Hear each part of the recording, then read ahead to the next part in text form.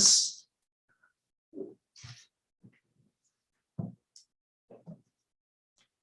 Good morning, Your Honors. My name is Shannon Reese. May it please the court. I'm here with co-counsel Thomas Burns, and we are here on behalf of the appellant, Ms. Crystal Thomas. I'd like to please reserve 5 minutes for rebuttal, Your Honor. You got it.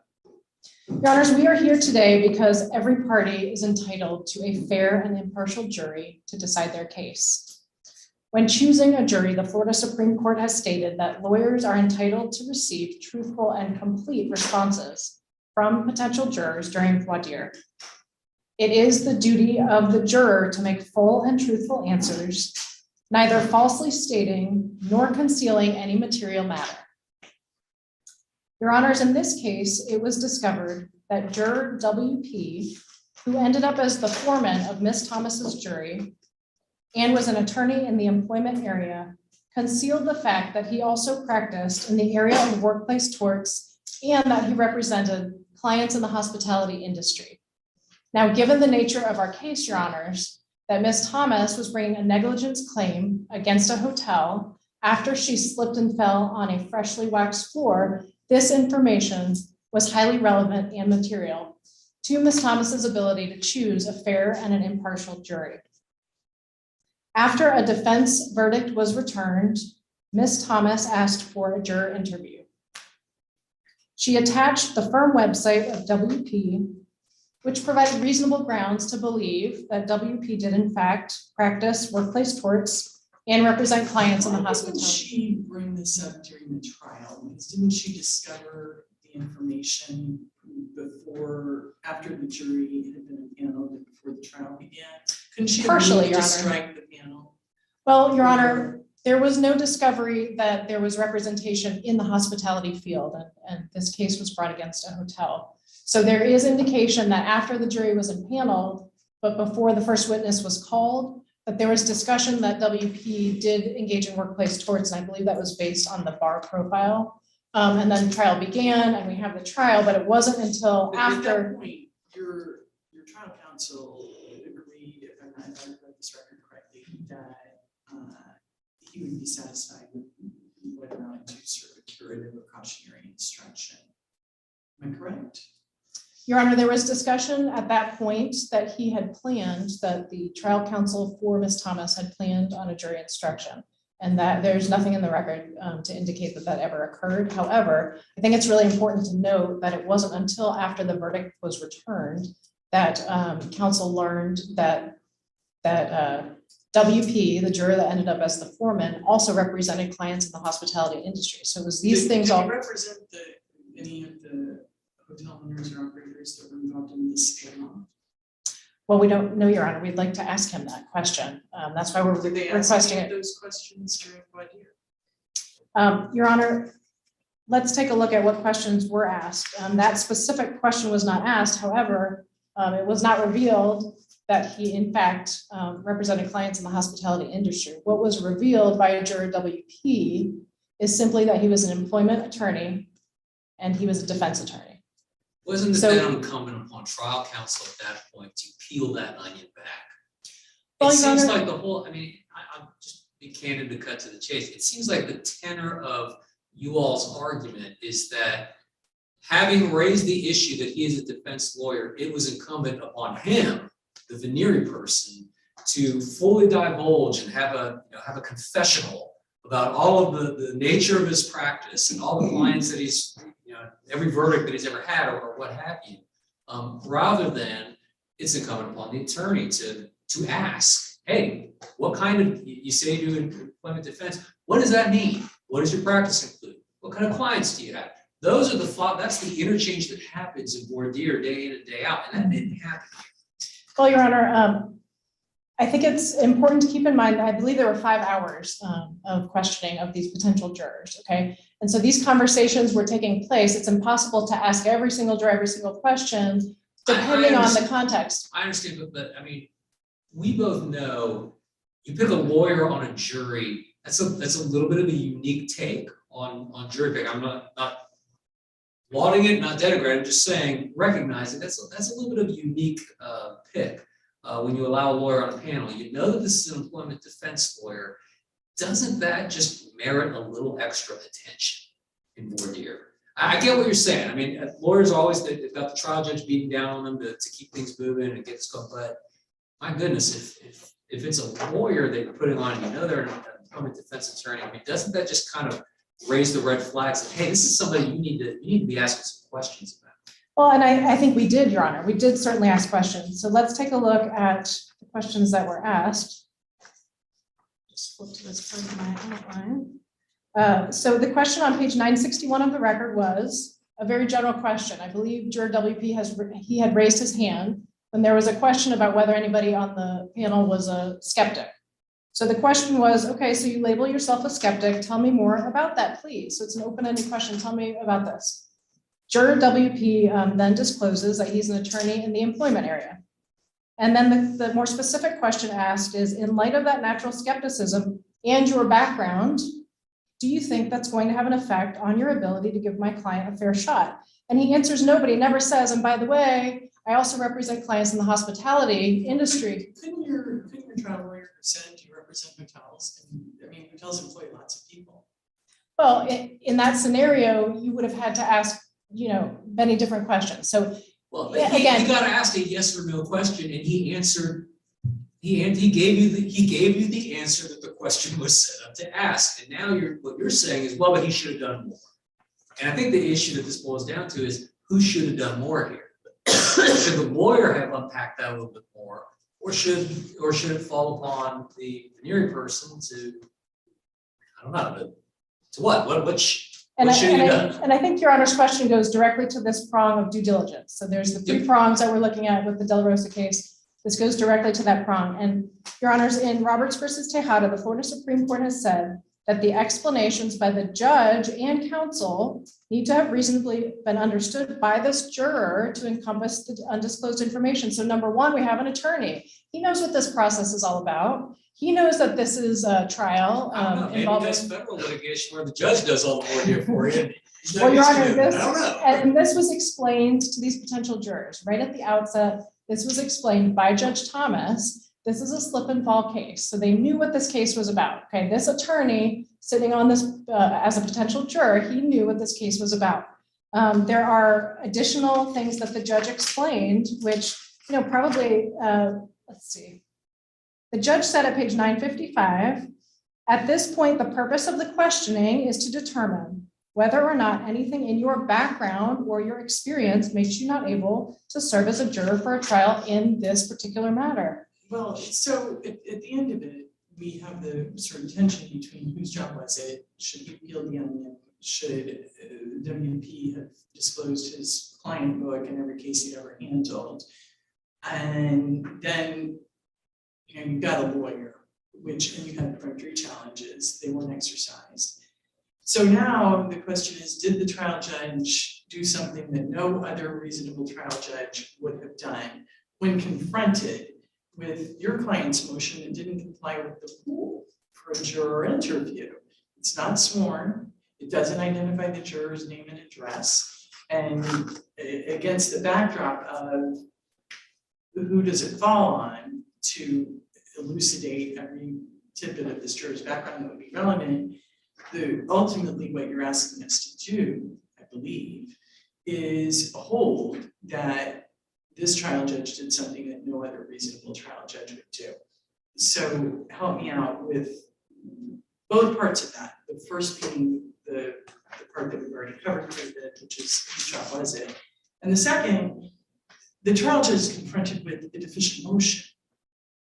And the allegations weren't sworn, and the issue of that requirement, I think, is pretty well settled by this court's opinion in the Dowd case and in the explanation for note 7. Its acknowledgement, even though neither rule contains the text requiring sworn allegations, we've accepted the Supreme Court's position on that. So, well, Judge Libbert, I am so glad you asked that question. The first response is that Rule 1.431H nowhere requires an affidavit. You can read the whole rule, it's not in there, okay? So that's the first point.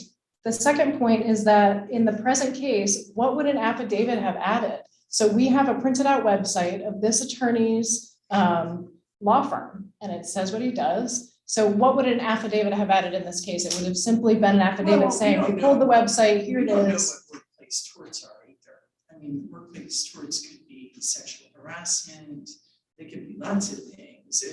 They don't even necessarily include slip and falls by patrons. Workplace torts might suggest that it's something that happens between employees in the workplace, not patrons of the workplace. And I would like to just finish arguing with regards to the affidavit, but then I would like to get back to your point because at page 378 of the record, the website of Juror WP actually lists harassment as a separate area of practice than workplace torts. So I think that's an important point. But back to the affidavit issue, Your Honors, the trial court here did not deny the request for an interview with Juror WP based on the failure to attach an affidavit. So if the trial court had denied on that basis, it should have been denied without prejudice in order for any procedural issues to have been cured by the plaintiff. And with respect to the affidavits and this court adopting the requirement for an affidavit, I'd like to just bring to the court's attention that all of the cases cited by the other side, they all refer to this Baptist Hospital of Miami case.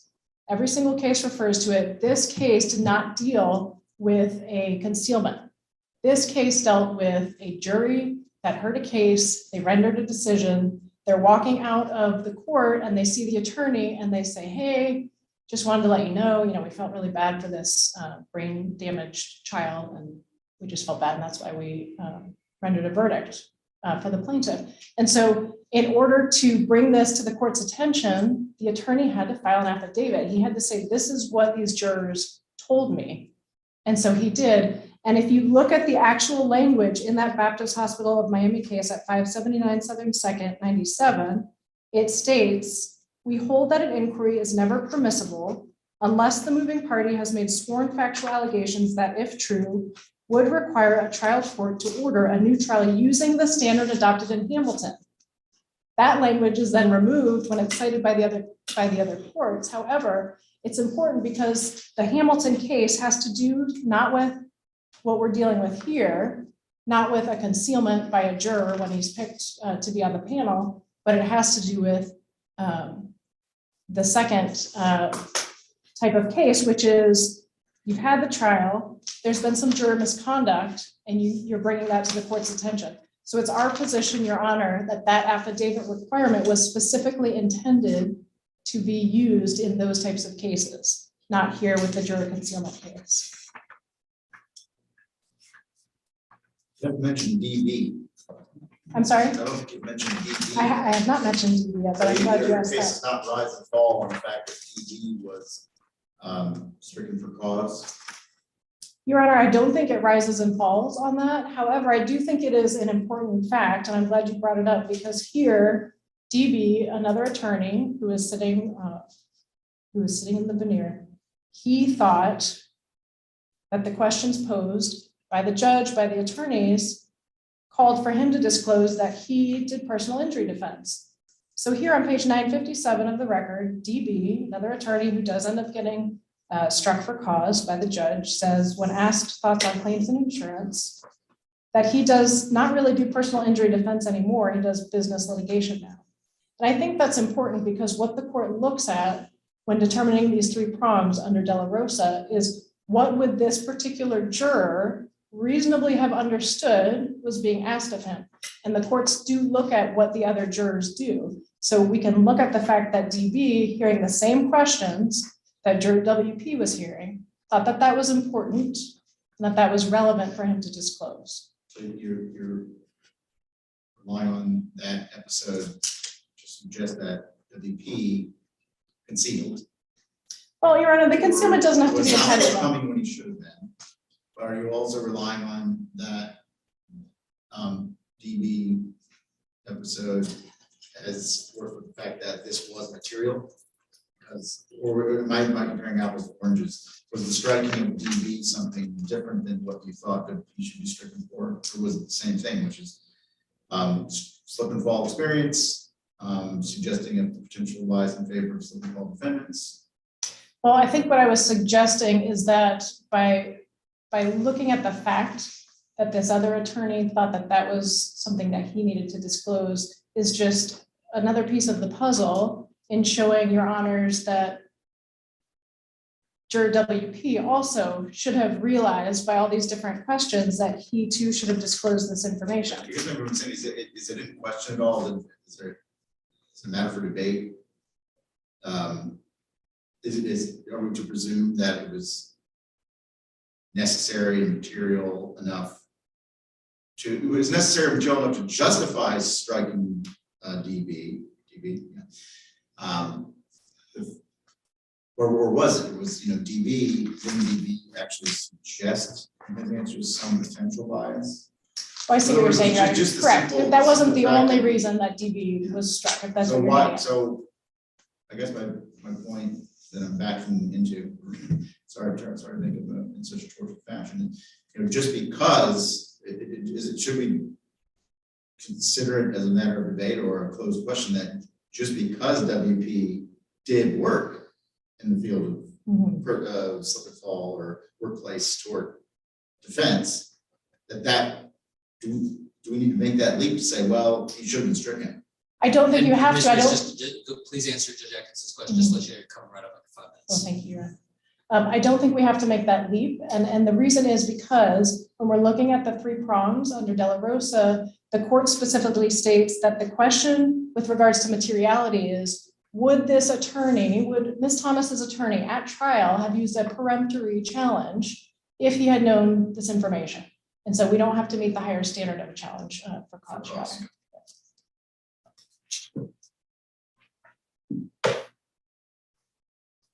Thank you, Your Honors.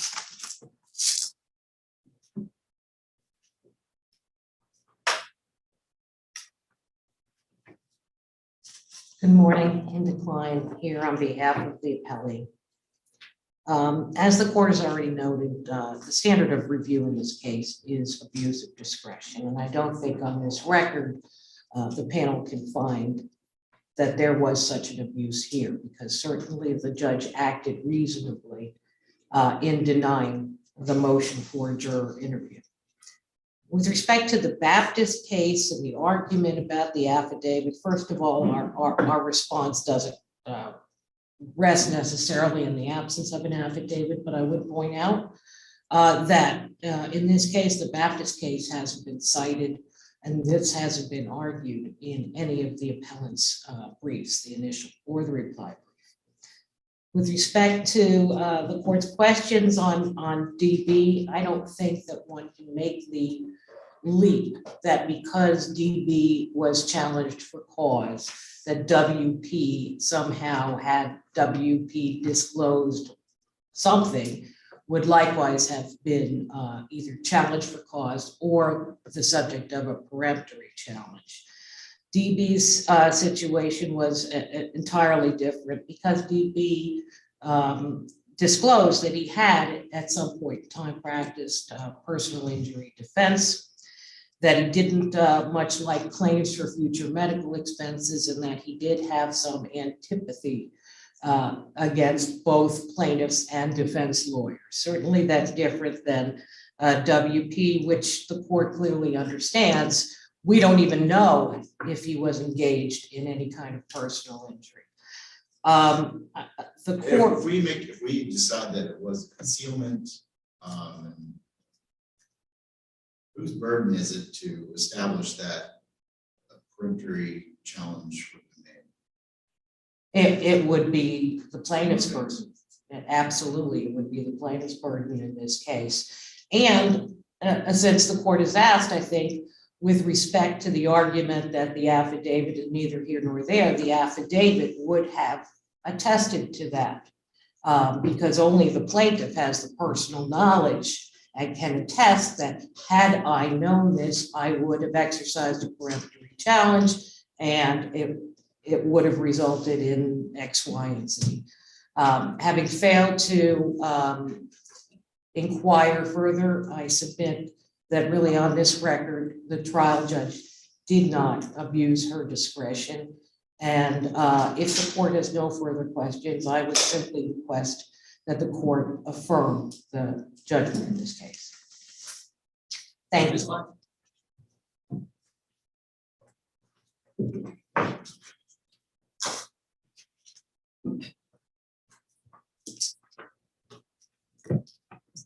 you, Your Honors. First, I just wanted to point out that in reference to the Baptist case not being cited, the Baptist case is cited by all of the cases that the appellee has cited. And that's where that case came from. Your Honors, we are simply asking this court to find that we have made a reasonable showing by attaching the website of Juror WP, which does show that he practices in the area of hospitality and does workplace torts, that is reasonable grounds to show this court that we were entitled to a juror interview, that we were entitled to ask these questions of Juror WP to find out if in fact he does do a significant portion of his law practice within these areas.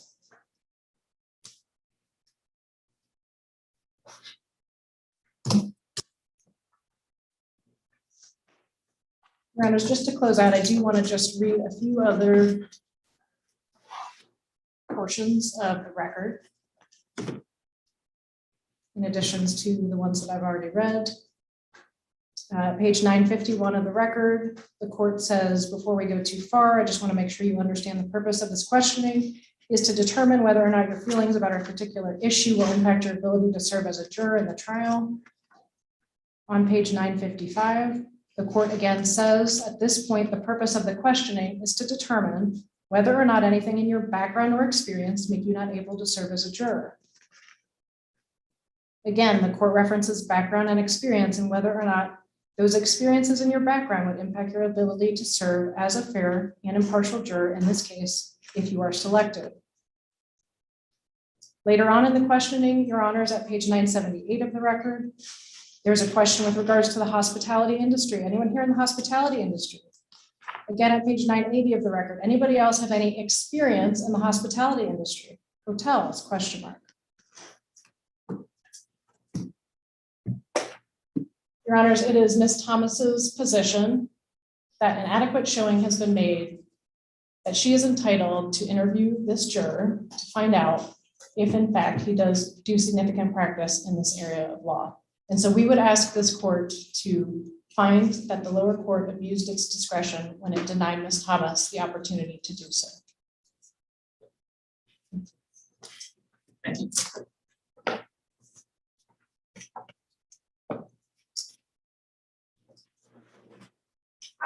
While they're getting their things together, we'll go ahead and get up here, please. Heritage